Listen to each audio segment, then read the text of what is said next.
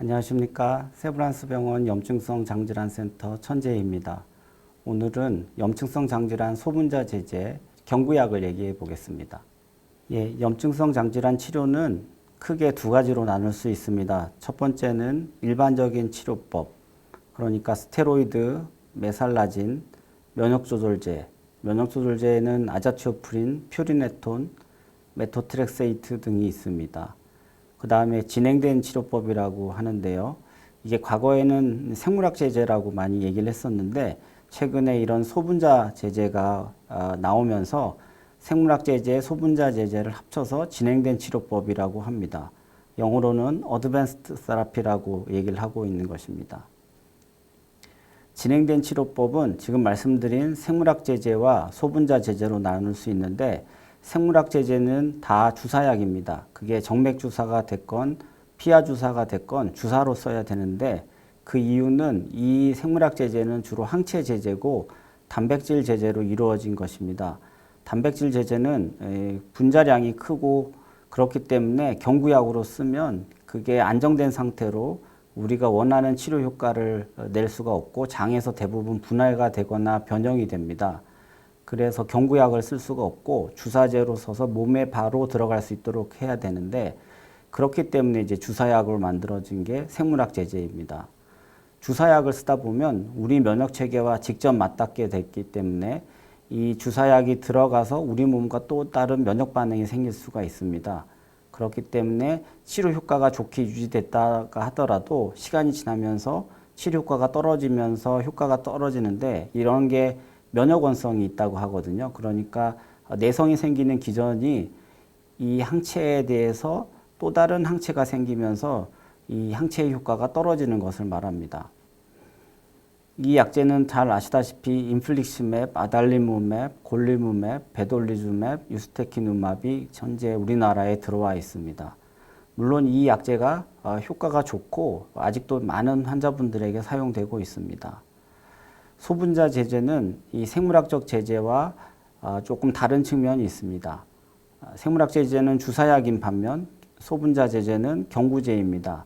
말 그대로 소분자 물질이기 때문에 경구약으로 먹어도 이게 소화기관에서 변형이 되거나 분해되지 않기 때문에 면하는 그 타겟, 우리가 면역세포에 경구약을 투여함으로써 효과를 유지할 수가 있는데요.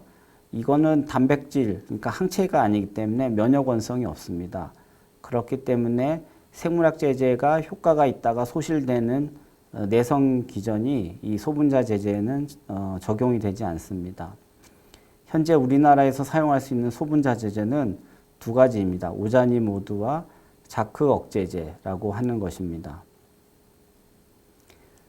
소분자 제제는 다시 좀 자세히 들어가면 일반 약품, 우리가 보통 얘기하는 뭐 위산분비 억제제나 아니면 스테로이드, 항생제 같은 경구약으로 사용하는 대부분의 약들이 다 소분자 제제라고 하는데 그런 약들이 표적 치료제로 항체와 비슷한 역할을 할 수 있도록 만드는 것입니다. 경구약이니까 아무래도 사용이 간편하고 아까 말씀드린 대로 면역원성이 없습니다. 오자니모드라는 약은 이름이 제포시아라는 약으로 현재 시판되고 있고요.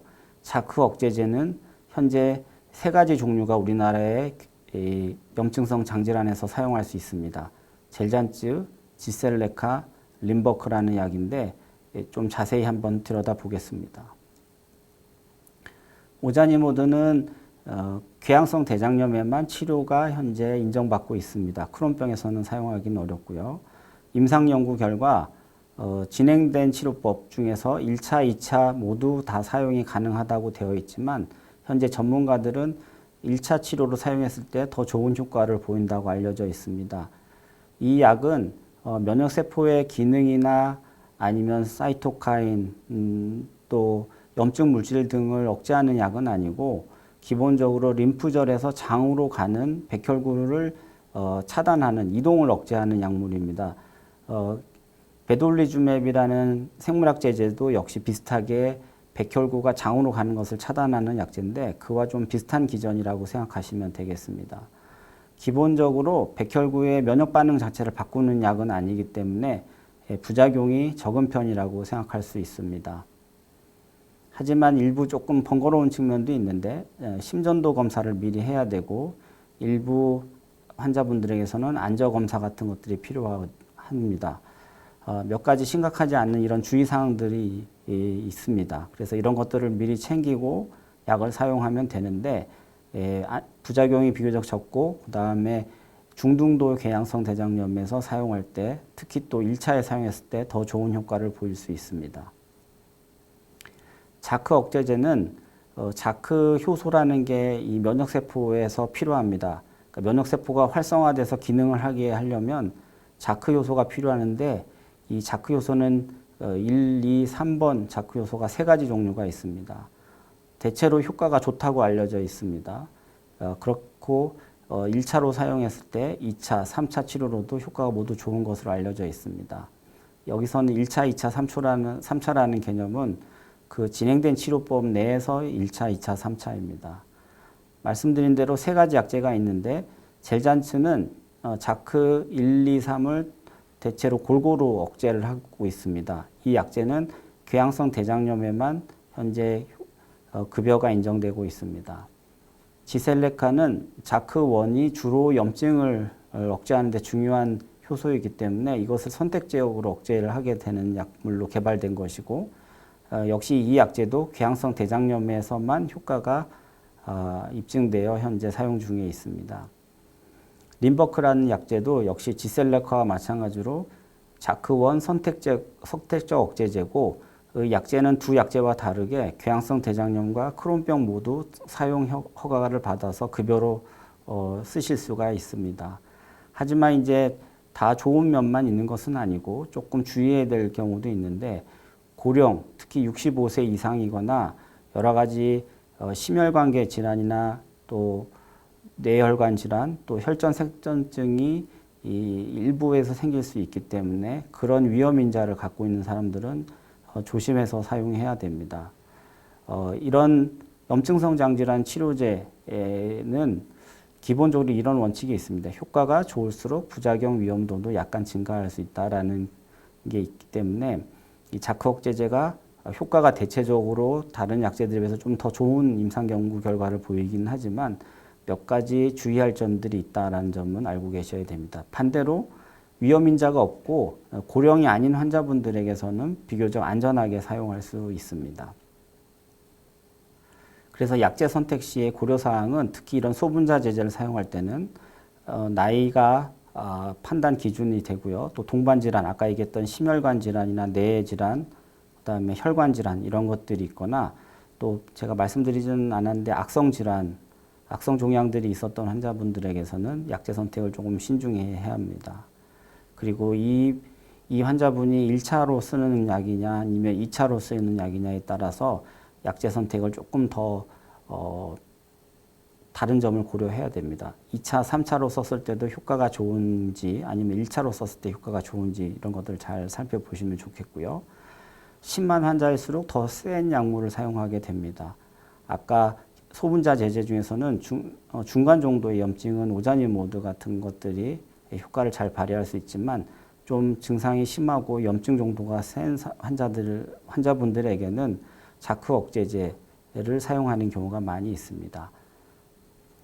약물 수능도 경구약은 기본적으로 간편하게 경구약으로 쓰는 거지만 또 경구약의 또 단점 중에 하나는 이걸 매일 먹어야 되기 때문에 어떤 분들은 약효가 좋다고 생각하고 본인이 이제 증상이 없기 때문에 약을 먹지 않아도 된다고 생각하고 약을 먹지 않아서 또 재발하거나 문제가 되는 경우도 있습니다.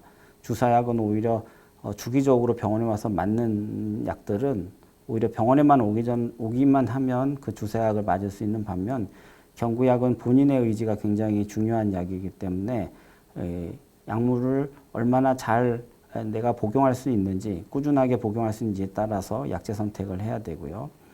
주사제와 다른 기전을 갖고 있기 때문에 면역원성이 없는 점을 장점으로 내세우고 있고 그런 주사약에 면역원성이 있는 분들에게 추천할 수 있습니다.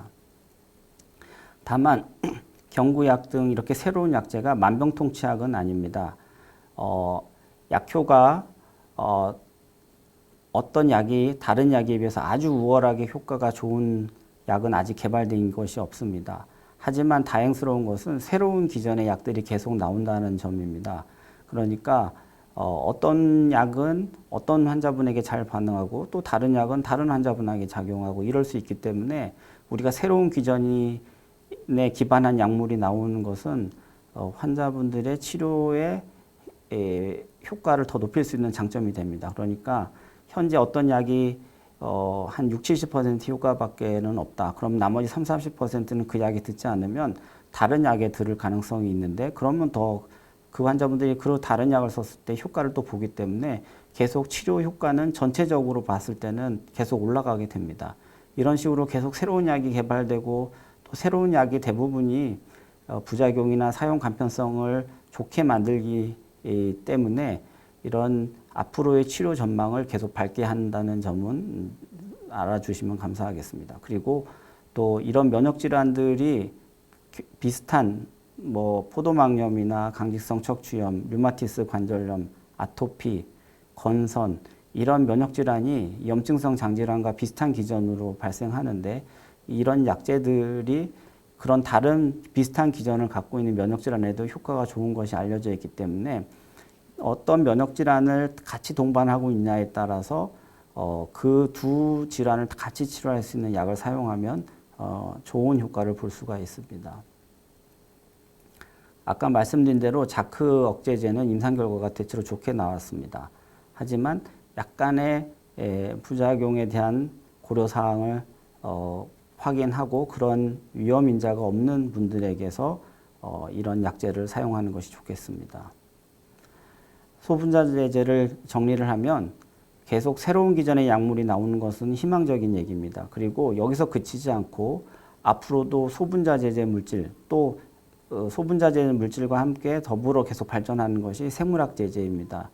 이런 소분자제제, 생물학제제를 합친 진행된 치료법은 앞으로도 지속적으로 나올 것이기 때문에 완벽한 약은 없지만 점점 치료 성공률을 높일 것입니다. 그리고 여러 연구 개발자들이 약물을 개발할 때 약효만 보지 않고 부작용이 적은 방향으로 계속 약을 개발할 것이기 때문에 염증성 장질환을 치료하는 의사나 환자분들 입장에서도 이런 새로운 약물들이 계속 나올수록 치료가 더 잘 되고 완치를 위한 목표를 향해 더욱더 나아갈 것으로 기대하고 있습니다. 지금까지 경청해 주셔서 감사합니다. 이상으로 발표를 마치겠습니다.